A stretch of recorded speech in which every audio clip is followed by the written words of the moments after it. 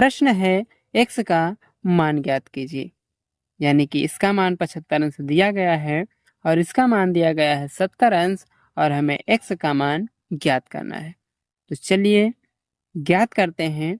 यहाँ पर हमें मालूम है कि ये जो पूरा कोण होता है, यानी कि ये जो पूरा कोण होता है, इसका मान जो होता है वो 180 अंश होता है। यानी कि इसका और इसका और इसका, यानी कि इन तीनों को जब हम जोड़ देंगे तो कितना हो जाएगा, 180 अंश। ये हमें मालूम है।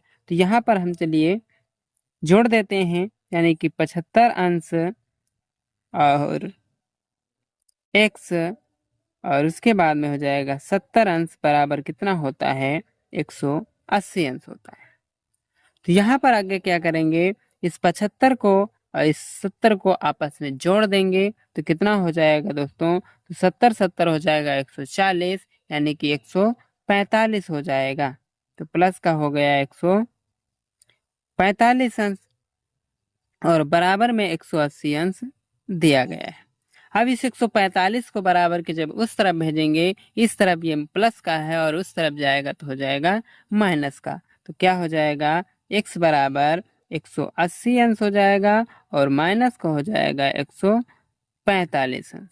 अब क्या करेंगे, जब इसको हम घटाएंगे तो कितना बचेगा दोस्तों, तो इसमें घटाने पर बचेगा 35 अंश। कितना बचेगा, 35 अंश।